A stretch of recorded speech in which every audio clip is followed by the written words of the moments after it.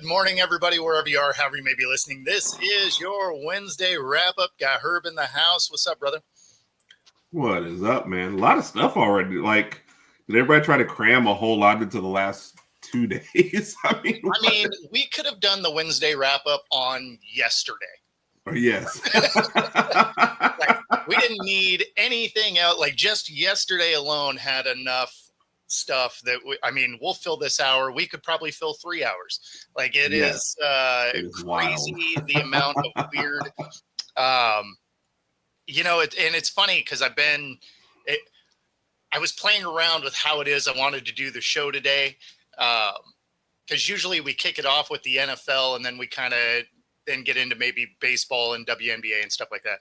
I feel like we have to head this off with the WNBA just because this is, Fee's exit interview was amazing. And so we are going to play the exit interview for you here. It's about a 4-minute clip.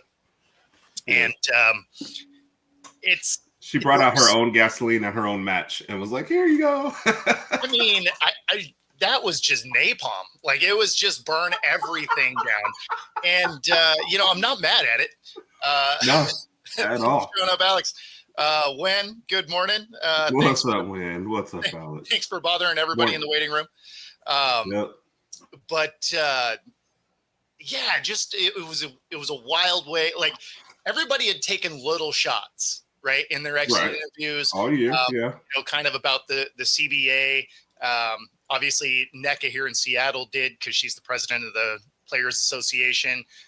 Gabby, a few days ago, alluded to the fact that she would just quit playing in the WNBA because they were trying to limit their ability to play in other leagues, which is, again, wild stance. You don't want to give them more money, but then you want to keep them from playing in other leagues is crazy to me.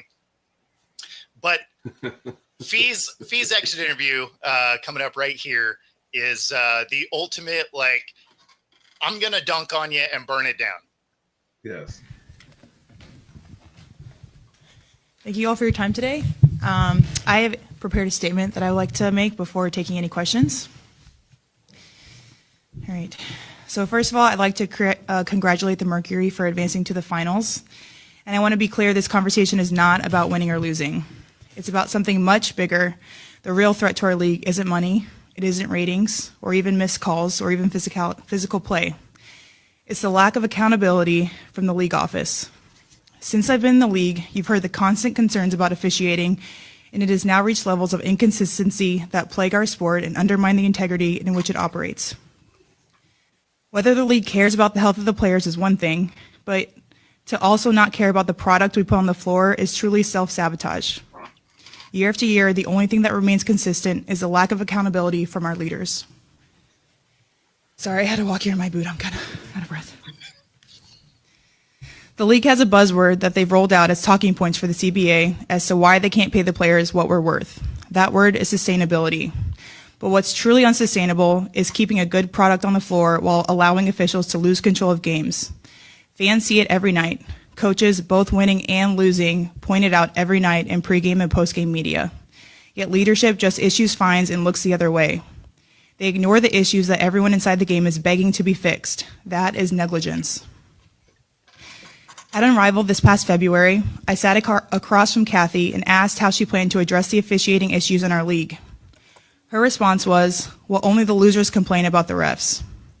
I also asked how she planned to fix the fact that players like Caitlin, Angel, and Paige, who are clearly driving massive revenue for the league, are making so little for their first 4 years.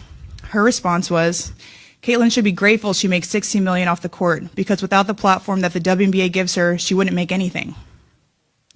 And in that same conversation, she told me players should be on their knees thanking their lucky stars for the media rights deal that I got them. That's a mentality driving our league from the top. We go to battle every day to protect a shield that doesn't value us. The league believes it succeeds despite its players, not because of them. I have the privilege of watching my husband run a league where he has to balance 100 different things at once. I won't pretend the job is easy, but even with all of that on his plate, he always takes the time to reach out to players when he sees an injury, whether it's Unrivaled or even during the WNBA season. That is what leadership looks like. It's the human element. It's basic integrity, and it's the bare minimum any leader should embody. This year alone, I've gotten calls, texts, and well wishes from so many players across the league. Those moments remind me that sometimes there are things bigger than the results than this game we play. But do you know who I haven't heard from? Kathy. Not one call, not one text. Instead, the only outreach has come from her number 2 telling my agent that she doesn't believe physical play is contributing to injuries. That is infuriating, and it's the perfect example of the tone-deaf, dismissive approach that our leaders always seem to take. I've finally grown tired. For too long, I have tried to have these conversations in private, but it's clear there is no intention of accepting there's a problem. The league has made it clear it isn't about innovation, it isn't about collaboration, it's about control and power. I've earned this platform and I've paid the price to get here, and now I have a responsibility to speak on behalf of the fans and everyone in this league that deserves better. Our leadership's answer to being held accountable is to suppress everyone's voices by handing out fines. I'm not concerned about a fine. I'm concerned about the future of our sport. At some point, everyone deserves to hear the truth from someone who I hope has earned the benefit of the doubt to fight for what is right and fair for our athletes and our fans. We have the best players in the world. We have the best fans in the world. But right now, we have the worst leadership in the world. If I didn't know exactly what the job entailed, maybe I wouldn't feel this way. But unfortunately for them, I do. We serve a league that has shown they think championship coaches and Hall of Fame players are dispensable, and that's fine. It's professional sports. But I will not stand quietly by and allow different standards to be applied at the league level. Thank you. So, I mean, man, obviously these are all things that we've been talking about. Definitely all of this season, the officiating has been horrendous, right? Yeah. And, everything that we've heard from NECA here is that the conversations of the CBA hasn't gone well. And, for those of you that are watching, there's a few things to keep in mind is they have a new TV deal, right? 11-year, $2.2 billion deal, right? So that's $200 million a year. Their best effort at an increase was to jump them up from the 60, 70K to a couple 100K, right? What they're asking for isn't like an unprecedented contract deal or some off the charts kind of thing. They're asking for the same revenue sharing deal that the NFL has, that the NBA has, that the MLB has. So this isn't uncharted territories. They're just asking for what every other professional league does, right? Now that they're making money, it's not like they were trying to push for this when they were still losing $40 million a year. Fair enough, right? Tough to ask for a raise when the company is losing crazy amounts of money, right? That doesn't work in leagues. It doesn't work where we work, right? Like if you're losing money, there's not money to spread around. But with the new TV deal, you're going from a supplemented minus 40 mil to a positive 200 mil, and you can't figure out how to do some revenue sharing for the guys, for the ladies that make this happen, right? And so that's the thing that's crazy. So then you listen to Fee there. Obviously, she's just like, we have to do better. The officiating's terrible, which agreed. It is. And, saying things like Clark is lucky that she has this platform to even make money, which again is a wild stance because she was making good money in college. So, but then she comes out with her own press release and she says she's disheartened by how Fee characterized their conversations and that she's, working to move the league forward and all of this, right? Your boilerplate BS line. What she doesn't do is say that was taken out of context or I didn't say that or anything like that, right? Which lets you know that those conversations have been going that way. And it's not like Fee has a unique perspective of that. We've heard this from players all across the league that WNBA as an organization doesn't seem to care about making, the referees more accountable. From the ownership side, it doesn't sound like they're really that interested in budging when it comes to the CBA. You finally have a product that people are watching again, right? And you are shoving a stick in the front spoke of your bike because you have other leagues like Unrivaled where for 11 weeks they're going to make over 100K, and the WNBA is trying to make it so they can't go into that league, even though there's no overlap, right?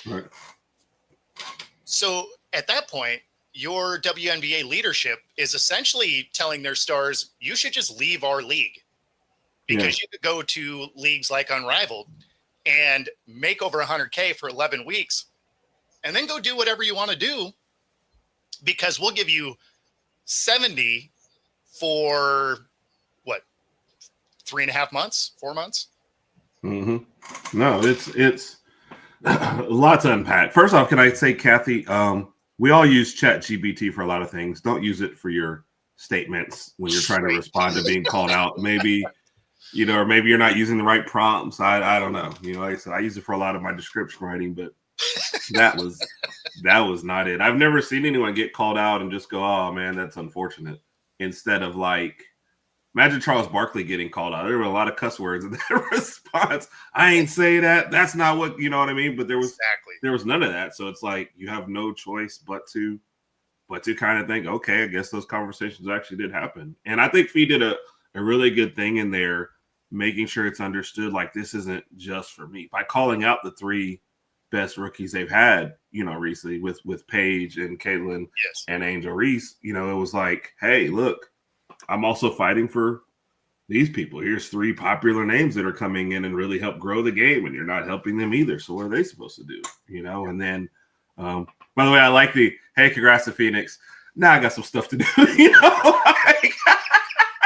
sorry, but we got important stuff. But it is. We've been talking about it. And you've been closer than ever to the WNBA this year. You've been saying it every Wednesday, like, hey, these folks are terrible. And that was one thing Kathy really, really kind of messed up with, talking about only the losers. No, both sides have complained after every single game. I mean, remember the Connecticut Sun basically were just a mob squad at some point. Right? It reminded me of like the late 80s, early 90s Knicks. Yes. Right? You're like, hey, we don't have talent, but we are going to beat you up. We have Patrick Ewing, and that's it. So let's go just kill people. So, and that was the Sun, right? And I mean, they didn't have near the penalties that you would have thought they would have had. Right. I mean, you would have thought they would have had players fouling out constantly based on what you would see on the floor. Yep. So when she dismisses that people get hurt because of physical play, it's like, I like physical play, but I mean, some of these ladies are throwing each other to the ground. Like you don't want to, even in the 90s heyday of the NBA, fouls came out for that. Yes. Now there was 3 of them and only one got a foul, and that was kind of the thing. But yes, at least they were calling something. Now it's just, I mean, it's been bad. And we've said it a million times. They're not, the league office isn't making an effort, not just on the officiating side, but the marketing side. There's some ease. When you had Angel Reese and Caitlin Clark first coming in the league, there were built-in things. And all they did was just put Caitlin on TV all the time. We'll just see how that works. And I was like, but where's the rest? Because I think I said this at the beginning. I was like, what are you guys going to do if Caitlin Clark gets hurt and you've done nothing for everyone else? Well, we got to watch it. They did nothing. Yeah, and they did nothing. And they were like, oh, well, hopefully people still watch. And I was just thinking, you haven't marketed your other stars. You haven't, pushed them. You've got a platform with the NBA. You don't bring any of their stars over. They're not doing anything right now. Just have some agree. Hey, we've seen Tyrese Halliburton at Fever games, and that's about it. Like, you couldn't get anybody else to go any of the other games. Like, I don't. Well, and he had a reason to be there, right? Yeah. Isn't he affiliated in some way? I haven't seen that he was. I just knew he was a fan. Never mind. And it happened to be in that was Westbrook. because he had some. Yes, with the clothesline, right? Yeah. That's right. It was Westbrook. But yeah, I mean, if you can even get a random come by, that helps bridge the gap, with what you're trying to do. So I don't. It just didn't fit. You could tell there's a lack of effort, and that's from somebody who like just casually watches. If I could tell that, I mean, imagine what your diehard fans are like. So I don't know. Yeah, it's. I also like the fact that several players have come out and supported Collier. Yeah, I mean, a bunch of them jumped on Twitter immediately, and we're like, yeah. Angel Reese, I think hers was like no notes and like clapping. I mean, it was just like, yeah. I mean, these are all things that we've been watching from the outside, and if you can see it from the outside, right? Whether it's me in the stadium or you're watching on TV or you're just watching clips, right? You're watching horrible officiating. Even if you've never watched a game and you just watch some of the like WWE looking throwdowns on the floor that didn't result in fouls is wild. That's wild. And I mean, you're looking at officiating crews that are supposed to be out of the G League and the NCAA, but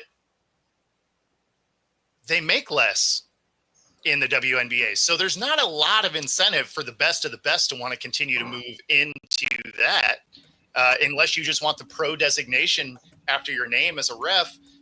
I mean, you make more money in college. You probably don't in the G League, let's be honest. But you probably do. I mean, I would bet money that you do in the NCAA. So it's not like you're getting the best of the best coming out of there. So, I mean, it's just it's amazing that they are squandering the opportunity to really launch this thing, especially when on the heels of this TV deal where there's going to be the money to be able to pay these girls. And I just don't, that would be like you, right? You're like, okay, I just sold this security job. We're going to do these cameras. But you don't get any wiring. Yeah. Like you get the cameras, you can have them. Yes. You can't use them, but you can have them. You can have them. Yep. Yeah. So I don't get it.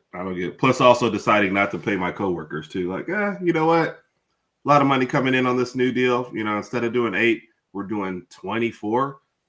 I'm going to keep you at the 8 though price. Sorry, guys. That's all I can afford to pay. In fact, you're lucky we don't drop it. You should just be happy that I'm letting you work for me. That's all I'm saying. It's such a wild stance. So just it's amazing to me. But and again, it's not like they're asking for something crazy. They're just asking for what literally every other league does. Right. So I don't know. It's going to be interesting to see where this ends up, And you know what everybody's waiting for too. Caitlin Clark has already just said no comment so far, and that's like your biggest name. So everybody else, like I said, there's been several. Asia Wilson. This is one of those where you call it, well, the losers only complain. Asia Wilson waited till after a game, which I respect. Read the whole statement and came out and said, "Yeah, I'm supporting you," and that's one of your people who's winning, by the way. So and your MVP.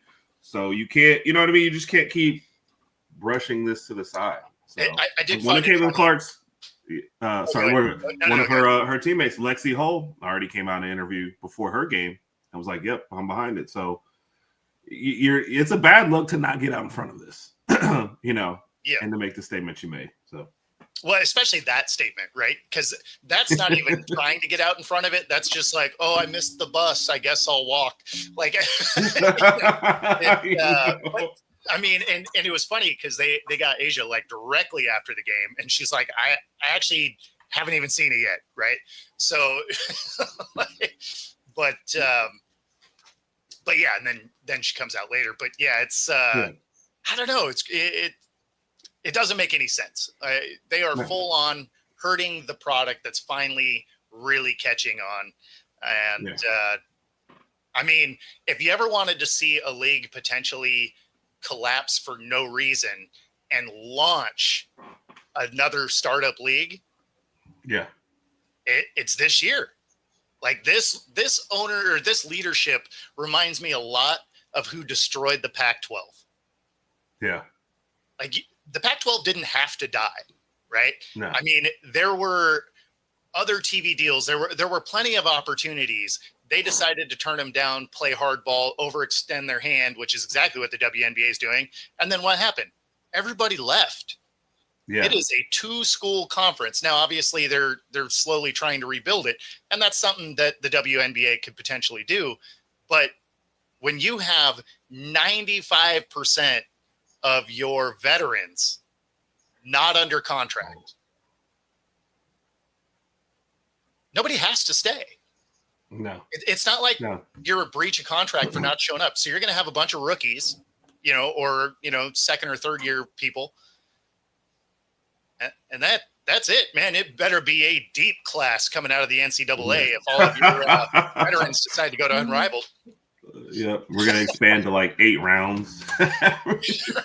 Yes, we're gonna from the Tennessee Volunteers. We're gonna draft their water girl. Hope she can. Exactly. Hope she can shoot. We need her out there. So it's a wild, and it's such an avoidable situation. But like you said, put your head in the sand, I guess, for so long, see the extra money coming. And so where you got this TV deal and you don't want to pay the players anymore, so you're just paying yourself more? Is that what we're saying at this point? Yeah. Well, and of course, you have Kathy making, roughly $3 million a year, right? So, I mean, it's not like you weren't getting paid. Right. Yeah. I want my money. I just don't want anyone else to. And they should be, that was the wildest one. Caitlin Clark should be lucky that she has our platform. Like, they already showed her salary, and her last year in Iowa was more than her first 4 years at WNBA. Like, I'm sure she'd figure it out somehow. Like you said, Unrivaled would be there. She had to go overseas. She'd be an international star instead of just here. Like, she would have figured it out. So even if she didn't, okay, I miss your money for the next 4 years. I can take what I have and do something with it. And shoot, maybe I'll be at NBA games more. Who knows? But something would have happened. Like, I doubt that the WNBA was her end all be all. So, well, and I mean, at that point, you go back to college for that 5th year of eligibility. You'd be like, oh, let me take one more year at this, and I'll stay for my master's or something. You know what I mean? Like, it's right. It doesn't make any sense. Kind of like Fee said, it's just tone deaf from the top down. And then to have the statement that she had just reiterates that. So again, just crazy, but going to be an amazing offseason because their CBA expires at the end of this month. So as far away as these two sides seem to be, this is a league that probably doesn't survive a holdout very well. Right. It was already hard to watch, right? Like, you had to go get it on Ion or a streaming service or whatever. So you're already, trying to build that momentum, and then to just be like, well, shoot yourself in the foot. Oh, well, like the new mascot for the WNBA is Eeyore. Not that it matters anyway. I know. WNBA was like, shoot myself in the foot. Ow, that hurt. I'm going to shoot the other foot just to even things out. Just to make sure. Yeah. No, pretty crazy. Pretty crazy. All right. So moving on from the WNBA, this is obviously something we are going to continue to watch throughout the offseason here. But, moving into the NFL, headed into week 5, we do have some movement on our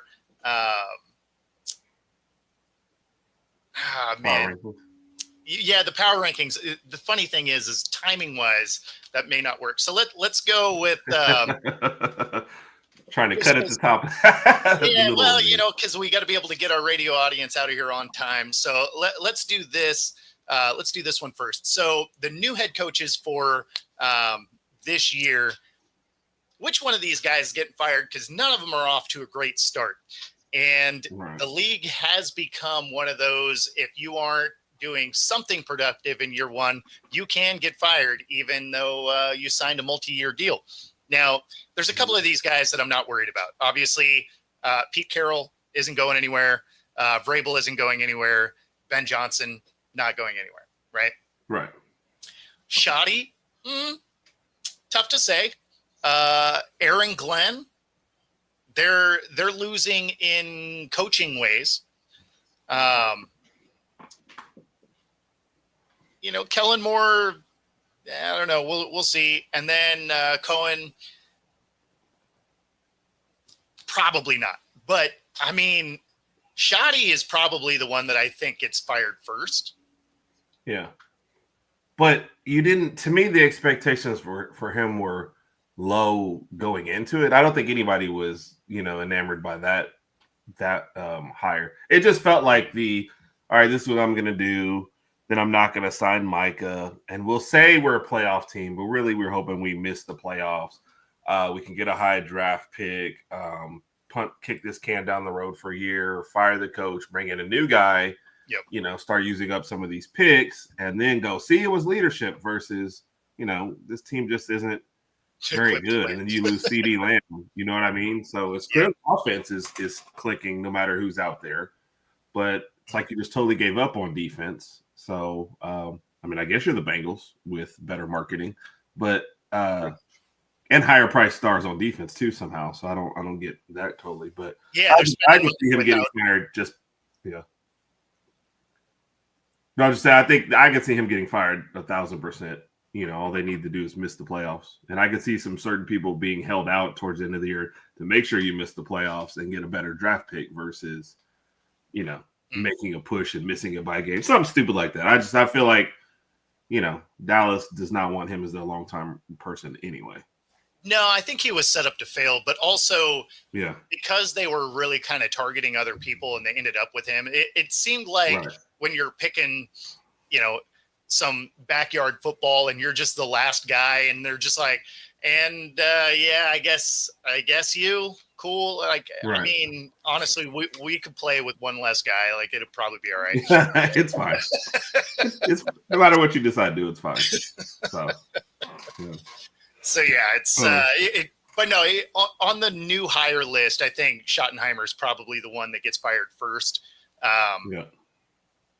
Glenn has a chance, and I don't think it's necessarily his fault. Right. But at the same time, the way you're seeing them lose is some coaching stuff. Because believe it or not, Fields has actually had decent days, like nothing great, but probably some of the better play of his career. And, not that that's saying a lot, but I was going to say that won't be on the poster, but my problem with the Glenn one is if you hire a first-time head coach, you're going to see some growing pains, right? For sure. But I don't know that your team is talented enough to overcome them. So unless you were thinking this is a playoff team year one, I think you just let him take his lumps and at least give him a couple years. I think the same with Kellen Moore. They have even less talent and no quarterback. So I think it's even less fair to him what happens. So no, I'm with you. And I mean, the Glenn hiring was weird anyway. And don't misunderstand me. Like, I think Aaron Glenn should be a coach in the league. But for the Jets, it didn't make a lot of sense, right? Like, hiring Glenn, why fire Saleh? You had a top 5 defense. I agree with that. Right? Yeah. The offense was the side that couldn't figure it out. So you fire Saleh. You elevate the DC, which, okay. And then the defense gets worse. Offense still doesn't figure it out. They demote Hackett. All of that happens, right? So then everybody gets fired. So then you bring in another defensive coach. It's like, look, the defense works. How about you get somebody that can make the offense work? And we still haven't seen the offense effectively work. The defense isn't as good as it's been, and the offense is bad.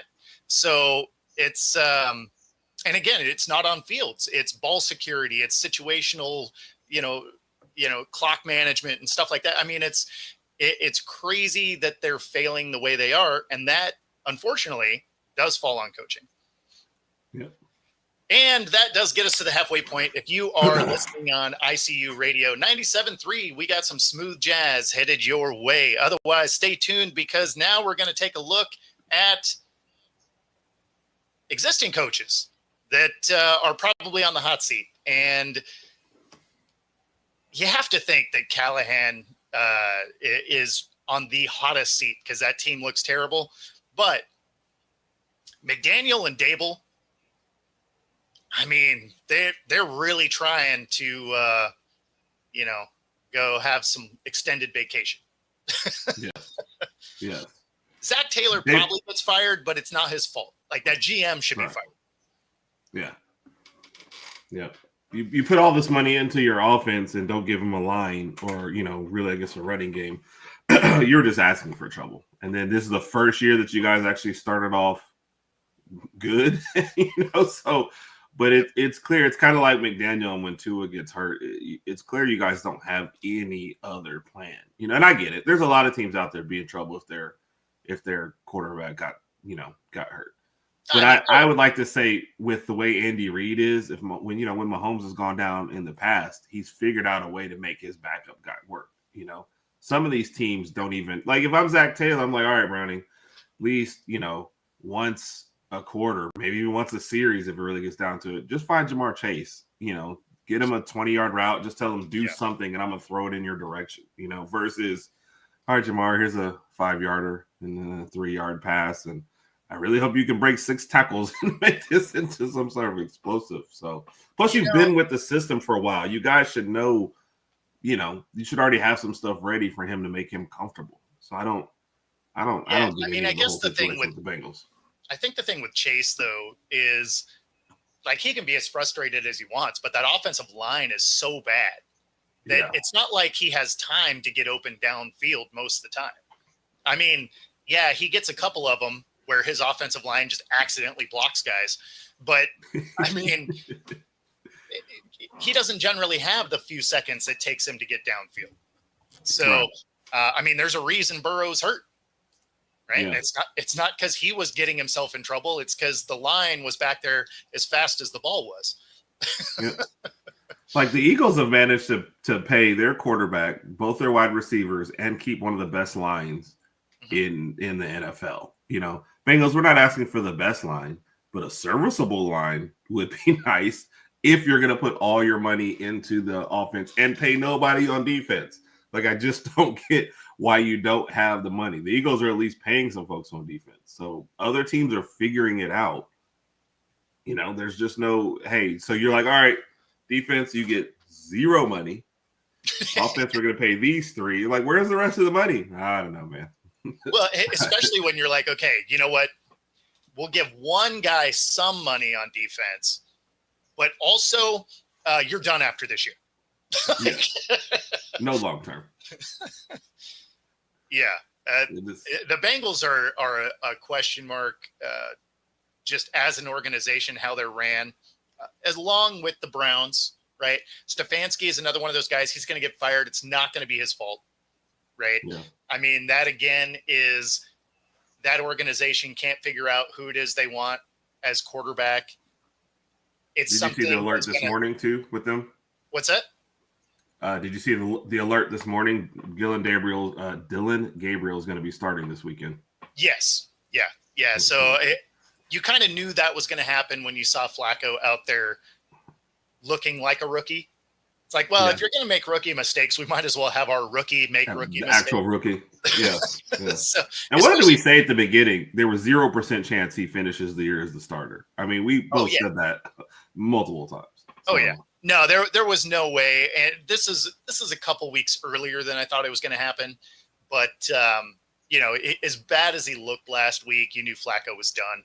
So, and you knew it wasn't going to be Shador time yet, right? He's splitting practice squad reps, basically.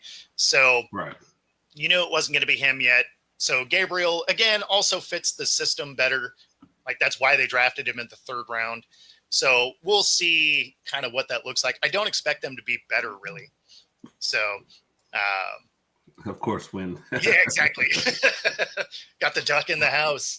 Yes, so yes. I mean, it's interesting that people are losing their minds. They're like, Shador should start ahead of Gabriel. It's like, that's not how depth charts work. I mean, I know that's how it works for the Giants, but although I think that probably did help. Yeah. Well, I think that was just a desperation move for Dable to try and keep absolutely. Absolutely. And now he might, and I'm just like, have you seen something from him that makes you think he's almost there? Because I don't. But then of course you beat a good team in the Chargers, so that really like, oh, see, it was just the quarterback. Now if they lose the next 5, now what's your excuse? So I guess let me ask you this: did that tell you more about the Giants or about the Chargers? Because I feel like that might have told us more about the Chargers. It's a little bit of both. I think the Chargers were never as good as what you saw at those heights. You know what I mean? And they definitely played down to the competition. You can just tell for the first game against the Chiefs, they were hype, and that was one they felt like they had to get over. And, you know, the Giants are feisty. The defense isn't terrible at times. So I don't think – I still – like I said, without even looking at the schedule, I can still see the Giants rattling off 5 losses in a row and us going, oh, so that was a fluke. And you've already lost, Neighbors for the year too as well? Yeah. I just feel like Dable should have been gone already, and I don't want to see him save his job because what could he honestly do with this team to make you think, yeah, he's definitely the long-term guy? I just I don't feel like there's that much, and I feel like at some point, hey, he's out of here. So you've seen enough evidence in the past.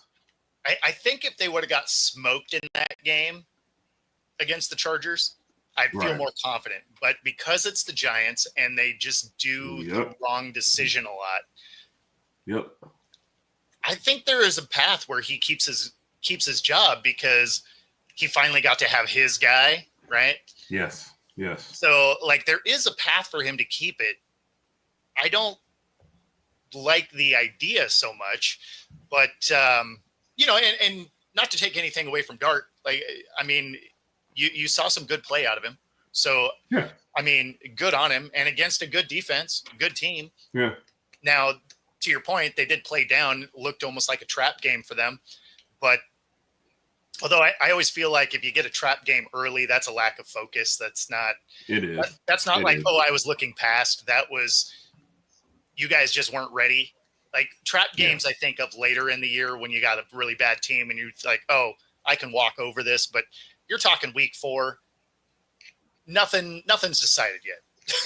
So, well, I can put it perfectly for you. Last year, Alabama beats Georgia and then goes into Vandy and loses. Why? Lack of focus at the beginning, sitting on your high horse a little bit too much. And I think pros are susceptible to the same thing. So maybe not trap game in that sense, but more like I think we're great. We don't have to prepare the same way for the Giants. You know what I mean? So it's not a trap game in that sense of you think you're way better than you are.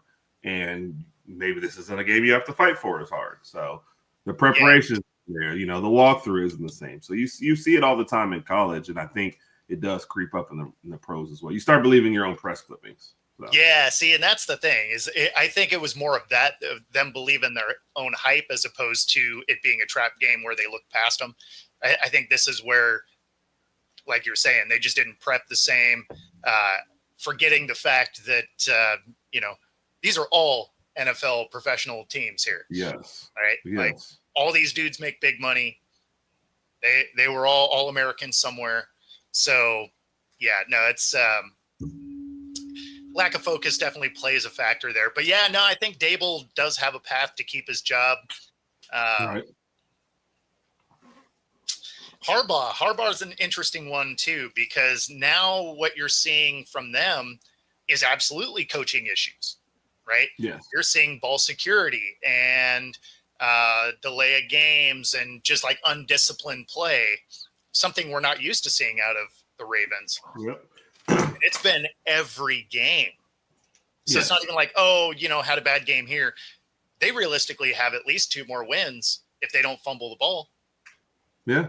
Yeah. And look, in the past, if you stop blowing leads, which clearly there's some strategic elements. And we're not talking about, okay, we were up by 3 and we lost. You guys are up double digits in several games and managed to lose. And for the long term, that has to come back to coaching. And then, you know what I always say, though, whatever situations like this come up, right? If Lamar misses a couple games because he's hurt, there's their built-in excuse. Well, this season, what it's called, even though you were playing badly when Lamar was out there, you've already blown a big lead to a quality team, and the Chiefs were manhandling you before Lamar got out there. And so it always masks. If people go, oh, you think that is it? Yes, I always think that there's built-in excuses when somebody goes down. Versus, like with Zach Taylor, that's what I'll say. Oh, but I lost Burrow. Okay, but the team wasn't playing. You know, I understand this is the first year you made it to 2-0, but your team long term. But I also agree. I won't go back to the Bengals, but if Taylor goes, the GM's got to go too. But Harbaugh, your team has been in this little space for a long time with talent, right? You don't run the ball enough when you get Derrick Henry. They pointed out a situation in this last game where they had what they get down. It was like second in goal from like the 1 or 2.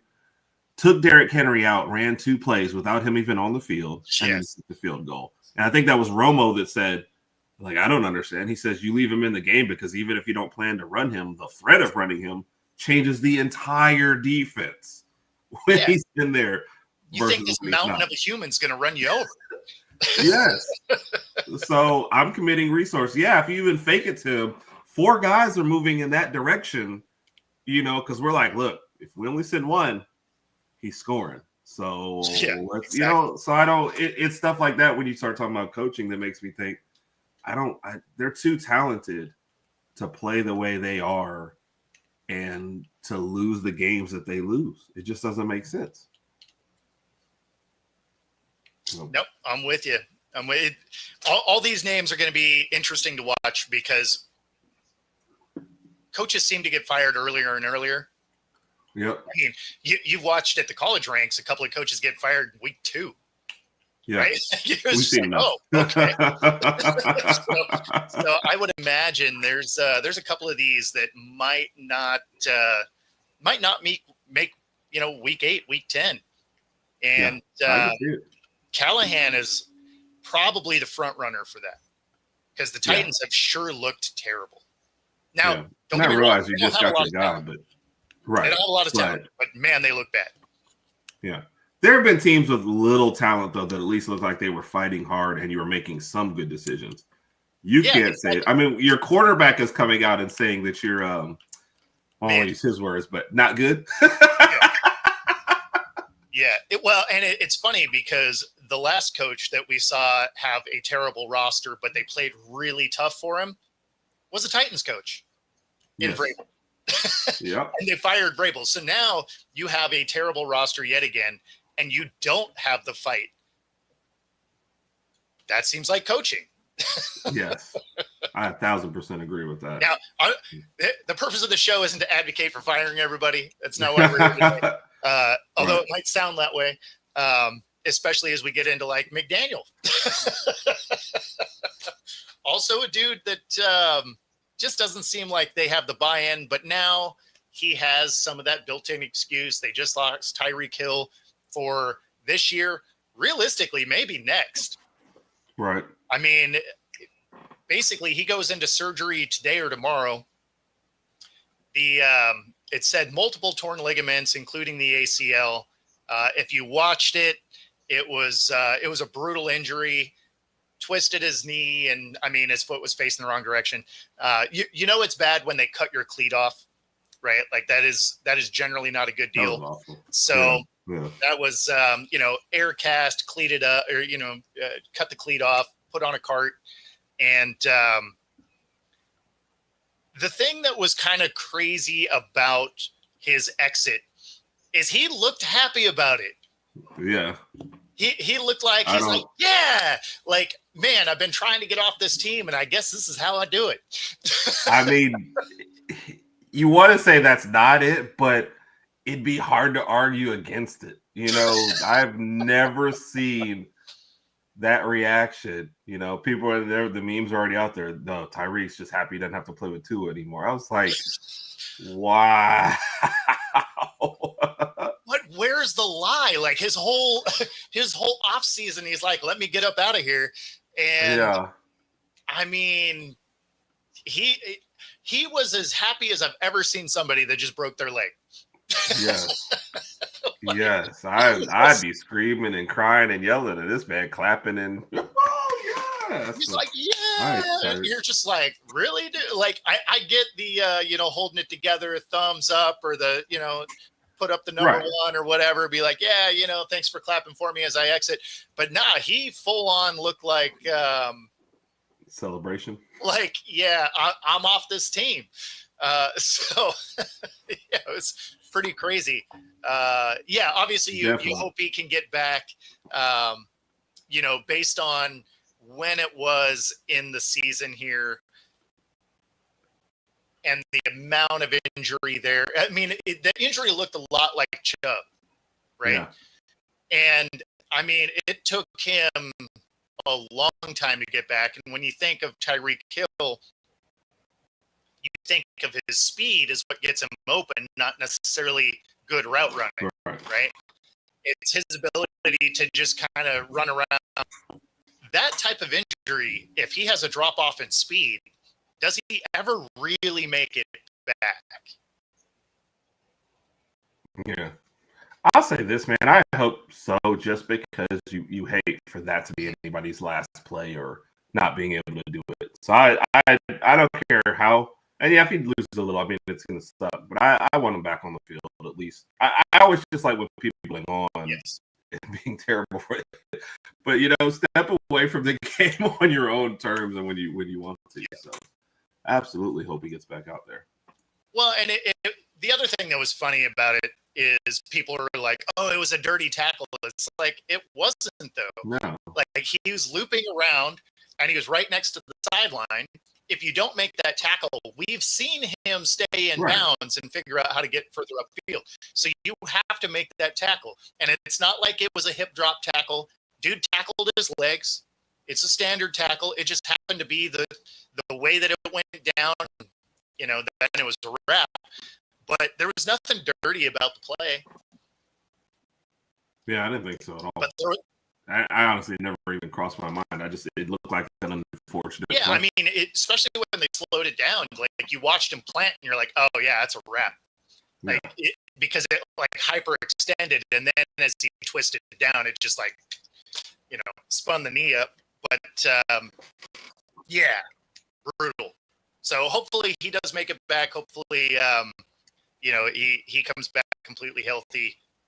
I don't know that he's still a Dolphin afterward because I think he's played enough games that this season counts.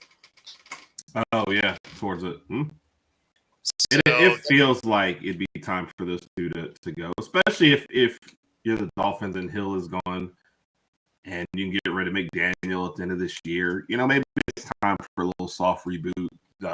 Ken Waddle will be your number one. Stay healthy. You're getting an extended look at that for the rest of the year.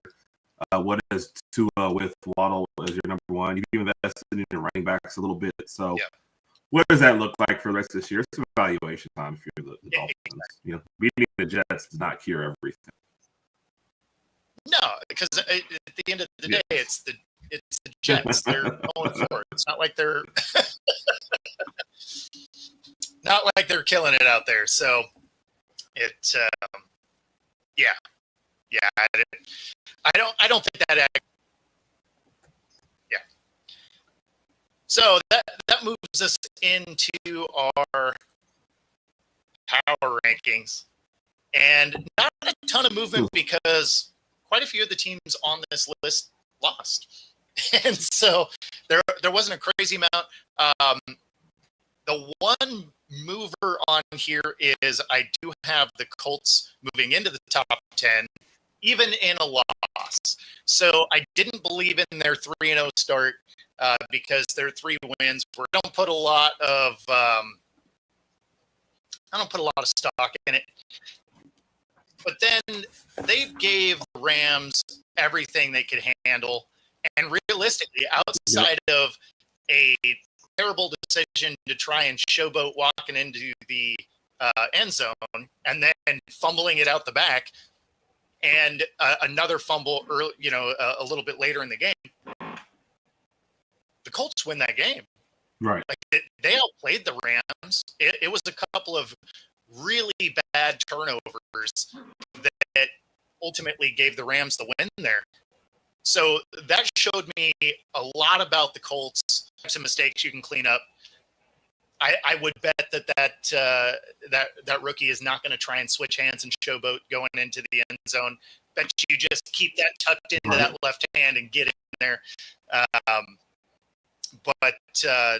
So I liked the fact that they played the Rams so tough, a team that most people assume are going to win the West. Right. And so, so they finally break in.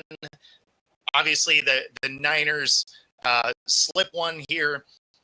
There's so many injuries there. Like, ultimately, they're probably not going to be gone after Thursday night. And the Steelers probably peek their head into this top 10 list. Yeah. I was an early non-Steelers believer, but with the Ravens looking like they're falling apart, you look at the rest of the division, it seems like they're just going to accidentally win the division, just by default, by having, what will it be 3-4 weeks in? I mean, 5 weeks in, and they'll be the only team that starting quarterback will probably be starting in week 5. Right. Yep. So, I mean, they'll get a top seed just because of that. That division really looks like the cartoon image of everybody taking a step back and you're just standing there. And you're like, oh, I guess it's me. So, yeah. Especially with how bad they looked in the first couple weeks. I can see it. Yeah, I mean, the only argument I could really have up here is, I could have had the great. I didn't like that Eagles win against the Rams. I mean, obviously, it was a great win to come back in the second half and whatever, but the Rams just had a complete meltdown in that second half, right? Yep. And so that's kind of had me pause on moving the Eagles a little bit. The Lions, man, they look like week 1 was an accident. Yes. A blip in the road. Yeah. Yep. I think that was spectacular on either side of the ball since that game either. So I think it's kind of like Chargers Chiefs week 1. There's certain teams that are coming out and thinking like we have to make the statement in this game, and other teams have a little bit of a hangover. So with the Eagles, I'd be concerned just because of the Rams game, and then honestly the Tampa Bay game. You get out to a lead and then basically shut it down for the whole second half, and you're still trying to figure out what's going on with AJ Green. So I just see what it is. The Eagles just seem like, hey, we need 27 points and we're guaranteed to win this game. They're going to get 28. Hey, if you can get me 30 points this game, we'll win. All right, 31. But they seem like they're going to do like a whole season of heart attacks. Yeah, right. The no Eagles. Passing yards in the second half that's crazy to me. Yeah. Like, how do you not accidentally? That one was weird. In the last couple of minutes, I guess here, NFL, can we get rid of ties? Gotta hate ties. Like they make me mad. I don't want to get to the end of an overtime period. Could we at least make it so that it's a full 15-minute quarter so that maybe we can, try and not have it be a tie? I am not a fan of any sport that ends in a tie. Like, they make me mad every time. Why did I watch? Right? Yeah. I would rather lose than tie. I've said it a million times. And it's soon. I'm on the West Coast. It's not even like I had to stay up late for it, and I'm still like, why did I watch this? Oh, let me tell you mine. We had left my brother's house because that's where we were this week, and we were headed halfway so we could stay in a hotel. Had a wife who's not even a huge football person is watching the game and texting my brother, you know, because they're in Dallas, so his wife's family is our Dallas fan. It's like, are you watching? And she's getting into it, ooh, and all this. And the game, and she goes, so now what? I was like, it's the tie. She goes, that was dumb.